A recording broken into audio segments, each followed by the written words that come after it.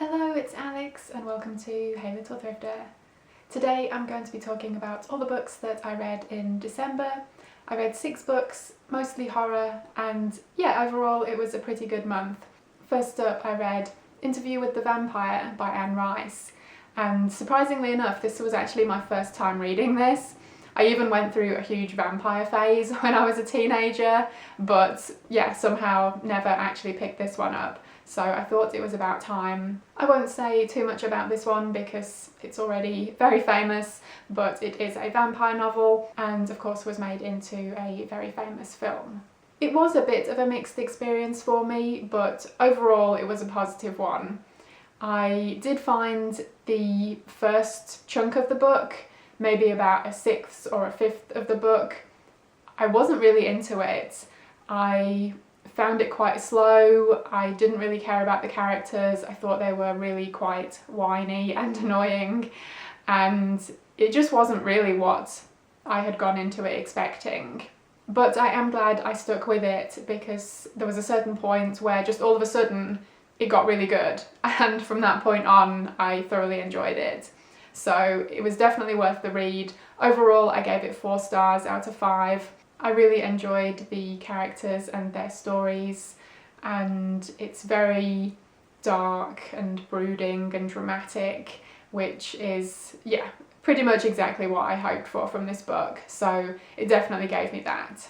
I will say I'm not really a big fan of book series.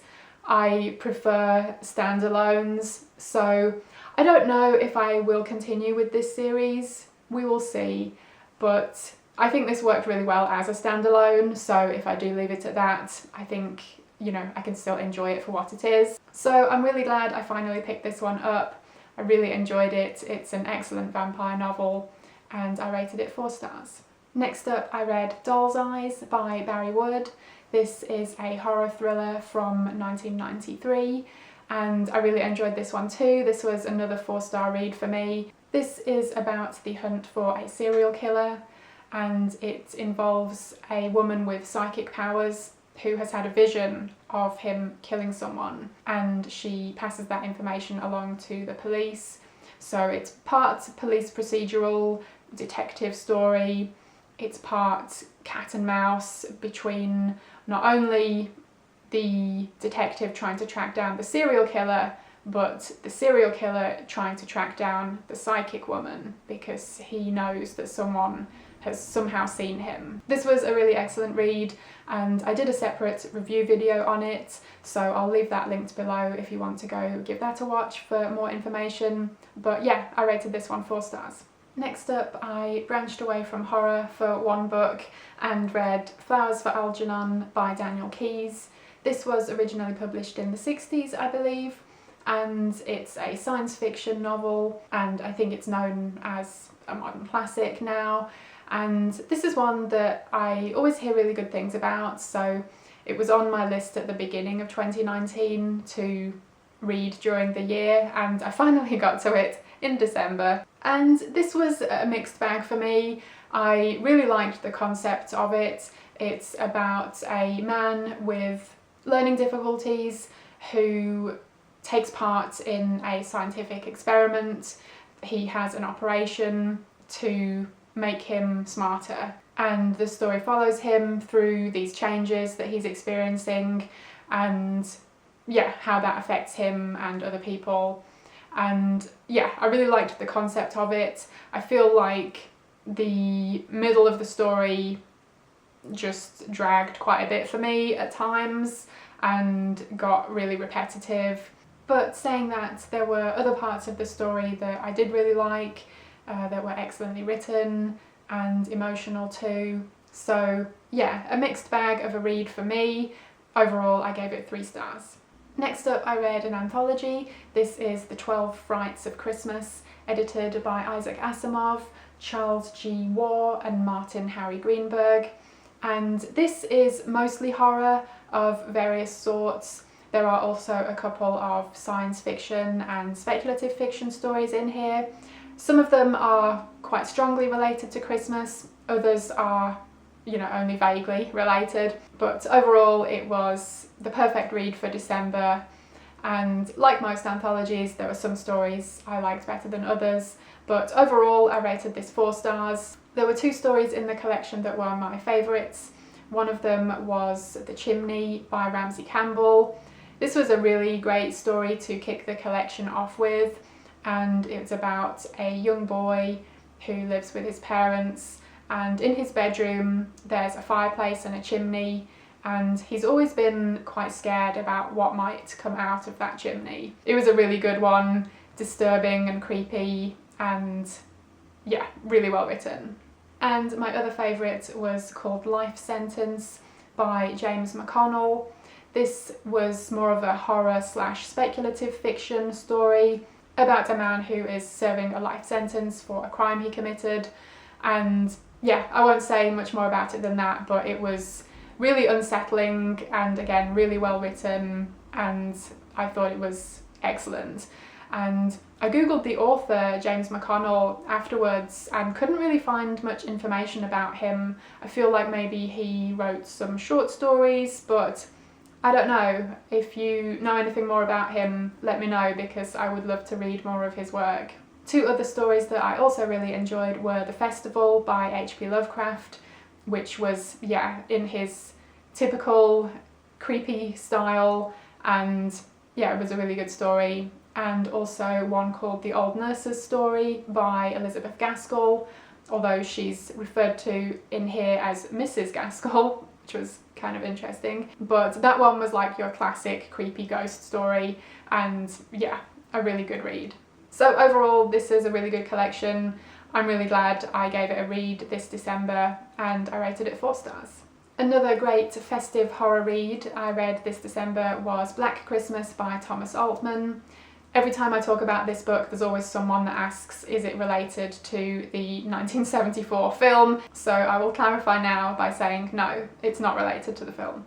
But it is about a small town where there is a killer out there targeting young women, and we are following multiple characters within this town, including the local sheriff and his struggle to figure out who the killer is, as more people are being murdered. It's set in the run-up to Christmas, and it's in this really snowy town where the snow is kind of hindering the investigation. So reading it at this time of year was absolutely perfect. I would class this as a horror thriller like Doll's Eyes that I mentioned earlier, kind of crosses the genres. And I honestly wasn't expecting too much from this book, because I'd seen some reviews and ratings that were, you know, just kind of average or not great. But I really enjoyed this one. I rated it 4 stars, and I thought the writing was really good.